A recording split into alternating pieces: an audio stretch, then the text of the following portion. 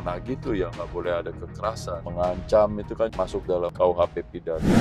OJK juga mengatur bahwa yang berangkat menagih nanti itu harus punya surat kuasa dari perusahaan dan juga surat kuasa dari jasa penagihan. Jadi mereka nagih itu nggak sembarangan datang begitu aja seperti preman, tapi nunjukin KTA-nya, surat kuasa dari leasing, surat kuasa dari jasa penagihan mereka, sehingga berangkat membawakan bukti-bukti bahwa yang bersangkutan tuh punya hutang. Gitu sih prosedurnya. Tapi kan kenyataannya ketika si penagih menagihnya dengan cara lembut seperti itu dan sopan seperti itu, 99% proses penagihan itu pasti gagal. Karena cara menagih itu nggak bisa ternyata dengan baik-baik begitu. Karena yang ditagih itu ya kebanyakan tuh udah yang cacat, lewat dari 3 bulan tuh nggak bisa membayar cicilan. Artinya kan memang keadaan ekonominya tuh lagi kurang bagus. Sehingga kalau ditagihnya dengan cara baik-baik seperti itu, ya pasti kemungkinan gagal. Jadi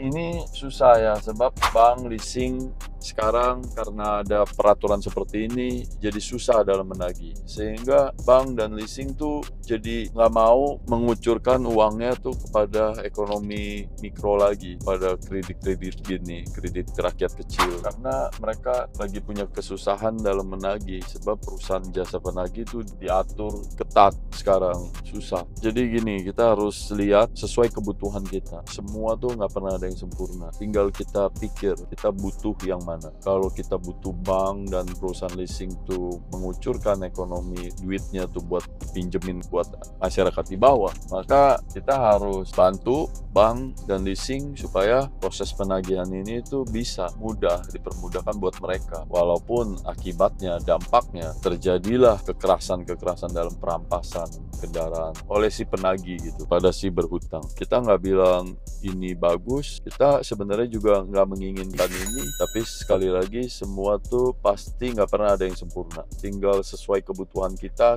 mau yang mana. Kalau kita mau naikin dulu ekonomi kita, otomatis biarinlah bank tuh mengucurkan kredit kepada masyarakat di bawah, tapi kasih kemudahan bank buat menagih gitu. Biarinin jasa penagihan ini dikasih kebebasan sedikit, tapi jangan terlalu kelewatan dengan kekerasan terutama, supaya ini juga berimbang. Tapi gini kan, saya ini orang yang paling so tahu. Kalian semua ini adalah pengamat-pengamat perbankan. Silakan tulis di kolom komentar, lebih mudah bersama Monster Bank. Kita nih selalu FYP di layar kalian. Kalau kalian mau terus untuk kami dalam mendidik dan mengedukasi budi pekerti buat generasi penerus bangsa kita, maka kalian harus follow supaya kita nih bisa mengembangkan tim kita. Seperti yang kita tahu, kalau orang baik itu terus diam, maka nanti kalah dari orang jahat.